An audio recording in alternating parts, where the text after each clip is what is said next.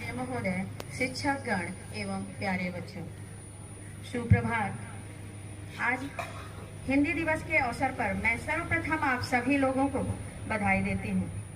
आज यहाँ पर हम सभी लोग हिंदी दिवस मनाने के लिए एकत्रित हुए हैं। लेकिन मैं ये कहना चाहूँगी कि हिंदी भाषा नहीं है, हिंदी भाषा नहीं है, भावों की अभिव्यक्ति है। यह मातृभूमि पर मर मिटने की भक्ति है, यह मातृभूमि पर मर मिटने की भक्ति है। हिंदी हमारी भाषा, अपनी भाषा, मातृभाषा है जो विलुप्त हो रही थी। हिंदी हमारी बोलचाल की भाषा थी, लेकिन आधिकारिक भाषा नहीं थी। इसे सम्मानित भाषा बनाने में हमारे देश के महान साहित्यकारों ने बहुत ही संघर्ष किया। डॉक्टर राजेंद्र प्रसाद, हजारी प्रसाद द्विवेदी, काका कालेकर, मैथिली शरण गुप्त और सेठ गोविंद दास जैसे महान हस्तियों ने हिंदी को भारत की आधिकारिक भाषा बनाए जाने के पक्ष में कड़ी पैरवी की। भारतीय संविधान के अनुसार अनुच्छेद 343 के अनुसार हिंदी को आधिकारिक भाषा के रूप में अपनाया गया।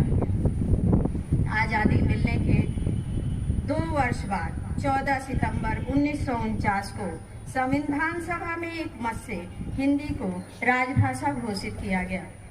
इसके बाद 14 सितंबर को सर्वत्र विकास के लिए हिंदी दिवस मनाया जाता है।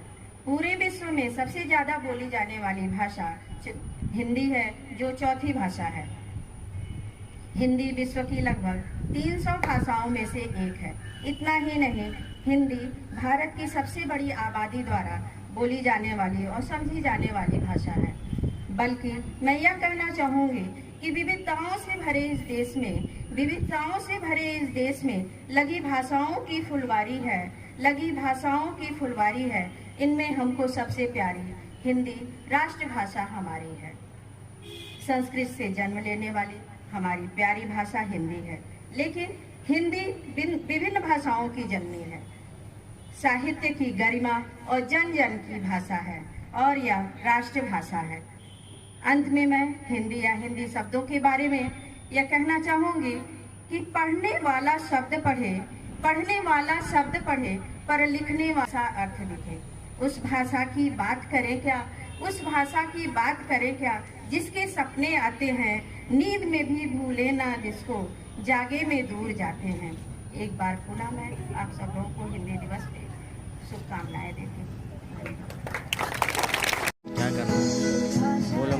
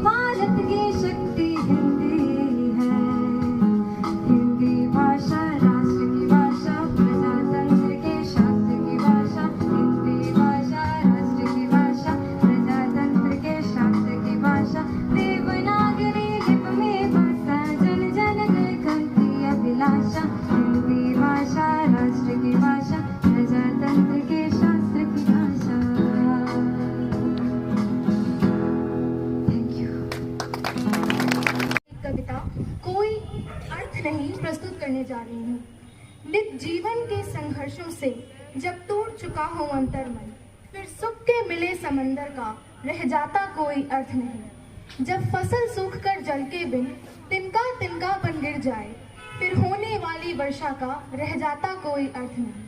संबंध कोई भी हो लेकिन यदि दुख में साथ न दे अपना, फिर सुख में उन संबंधों का रह जाता कोई अर्थ नहीं।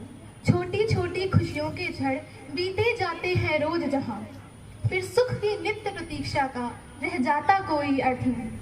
मनकट वाणी से आहत हो भीतर तक छलनी हो जाए, फिर बाद कहे प्रिय वचनों का रह जाता कोई अर्थ नहीं। सुख साधन चाहे जितने हो पर काया रोगों का घर हो, फिर उन अनगिनत सुविधाओं का रह जाता कोई अर्थ नहीं। धन्यवाद।